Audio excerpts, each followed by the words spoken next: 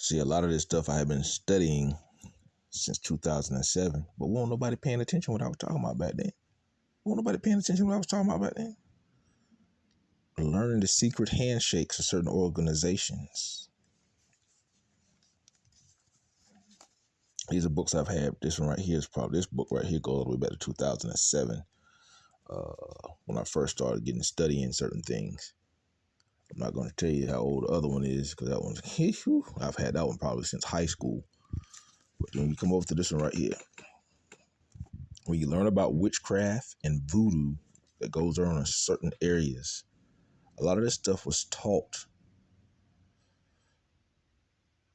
This right here goes all the way back to what, 1692. Some of this stuff is still going on today. And I don't know how many people have ever heard of the term witching. Witching is a form of like game stalking they use when they're hunting their prey.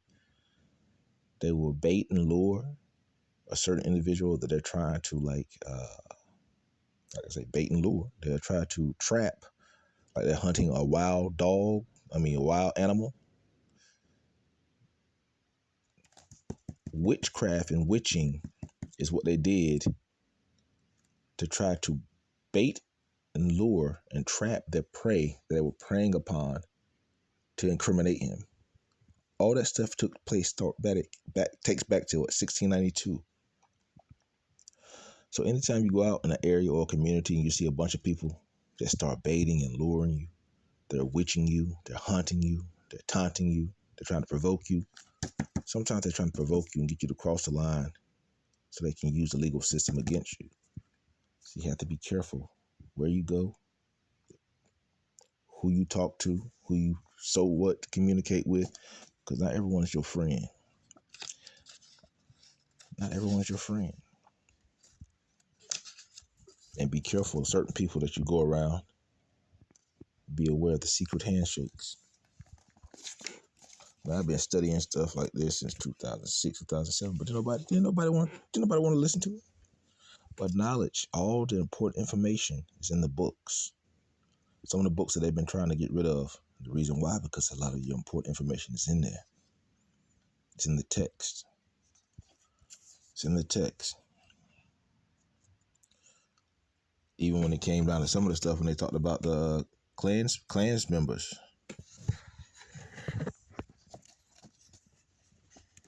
They just did their main focus. They just didn't think that blacks and whites should have relationships with one another. No different than the Black Panther Party. They don't believe that black and white should mix or intertangle with one another. But in order for us to get anywhere in America, we have to build unity. So hopefully America, we are way past that. Hopefully we are.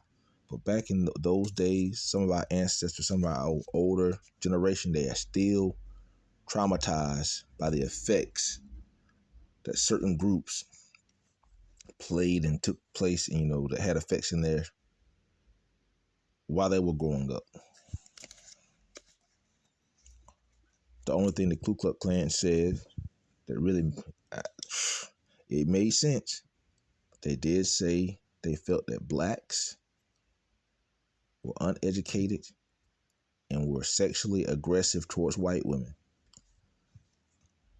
And a lot of your prominent blacks that have money, they get tangled up in relationship with white women, yes, and they end up getting what? The main thing that bring them down, most times, especially if they're black, it's going to be, most time be a white one. It will be. But, hey, man, I don't know nobody for what they do because I've dated outside my race. I'm still the type, I go to Church Chicken, ask for white chicken, the white meat all day long. I ain't knocking nobody for what they do. But you just have to be careful of people's intentions when they come in contact with you in person, because not everyone has good intentions. Like I said, I encourage y'all, get into your word, get into some word, pray, and ask that God help you to learn to use your spirit of discernment so you can move accordingly. Y'all be blessed, be encouraged. Get into your word, get into some word. Feed your spirit, man. Just feed your natural. Y'all be blessed, be encouraged.